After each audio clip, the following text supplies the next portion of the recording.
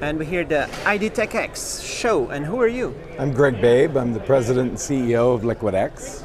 So what does LiquidX do? LiquidX is a Carnegie Mellon University spin-out, and we develop particle-free functional inks that enable the next generation of printed electronics. So, for example, the stuff that's right here in this, what is this? Yeah, this is an example of a heat trace that has been printed on a non-woven material.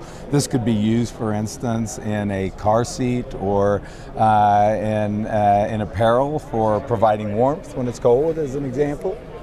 So, LiquidX, what's the idea with the name? LiquidX is because we have LiquidX printed metals, because we have silver inks, gold inks, we're developing platinum as nickel inks as well, and those are typically metals, but in our case, it looks like a clear liquid, and it is a clear liquid, particle-free. How do you make it clear? It's just a little bit of it? It's clear by its nature, because we dissolve the metal, we bind the metal and then dissolve it in an aqueous solvent, and that gives us a clear ink. And it stays clear until we decide to turn it into a solid metal. And at that time it becomes a solid silver trace, a solid gold trace, or whatever it is that we happen to be printing at the time. So this is the material right there? That's exactly it. Water clear until we decide to print it and cure it. And we have a lot of focus right now in functionalization, e-textiles, smart fabrics, and a lot of what we're demoing here at ID Tech X this year is focused in that area. So let's check this shirt right here. What do Sure. you do with the shirt?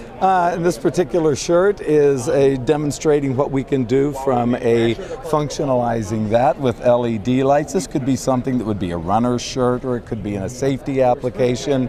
And here we have printed using our inks. And we've been able to go directly onto the fabric. So there's nothing that is laminated on here. We're printing directly onto the fabric. We're installing the LEDs directly onto the fabric, and that's an application that we think makes a very comfortable fit. So it's in there? So it's actually all just right here. Right there. That's it. Yeah. So it's all focused right there, and it's very very flexible, very comfortable. Let's go towards the screen you have over there. What do you show on that screen? Well, is this your liquid? This is just kind of a story of what we do and what our applications are. There's a great view of our inks, for instance, being water clear. And we'll also talk about, what's so special about it. Well, we're particle free, and we have a water-based solvent system. That means that we can print through standard industrial ink jetting, aerosol jetting. We can also print von gravure and flexo, but our ink is very flexible because of the way it's manufactured. Nice. What am I seeing here in this window There's up here? a few samples of our ink on other applications. So they're printed here on, could be an antenna, printed on Kapton, PET. These are also some non-woven samples of printed components. All right. And then you have a bunch of demos right there. We do. Maybe we can jump in We've and got see. some customers there too. Yeah. That's a good thing. So what's happening here? So this is once again on a non-woven, and this is a capacitive touch sensor. So you could imagine that you could build into an automobile seat or into a headliner a capacitive. I could turn on a switch. In this particular case, we have a program that it turns on, and as soon as you remove the finger, it turns off. You could program it otherwise, so that you'd have to touch it again. And this is on a non-woven, right?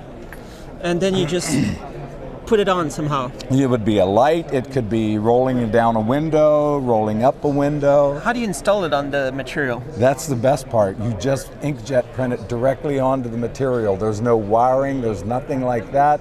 You're directly printing it onto the material, and then you're connecting your components. So you put the non-woven in there. Right. You And would then it print it. just I would prints. print that non-woven. Like you're printing a t-shirt. Just like I'm printing it. Well, in this particular case, like I'm printing a t-shirt, or almost like you're printing a paper on your at home, because we use a standard inkjet technology, not screen printing in this In a case. way that nobody else does it? In a way that we think we do it best, for sure. There are others who have similar processes, but we think that our ink is the best. And what is that demo right here showing? This demo is actually a color change, and this is this basically shows one of our inks that is that should color change. I'm seeing if we'll give it a little bit of time. Yeah, So it'll start to shift. There you go. how does that work? That works because it is the current that we build there increases the temperature. That's a thermochromic ink, and as a result of that, as the temperature increases, it changes colors. If I turn that back off and the temperature drops, it'll go back to the other color. It doesn't mean that your t-shirt is going to be able to change colors. You could do that if you want, absolutely. There are a lot of things that you could change colors on in that case. So it's a end product kind of is an end product. As an You have end something product, that you can change generally color. would be looking at something that where you wanted to sense a temperature shift, and if you did, that you could get an immediate indication, for instance, that there's a temperature shift.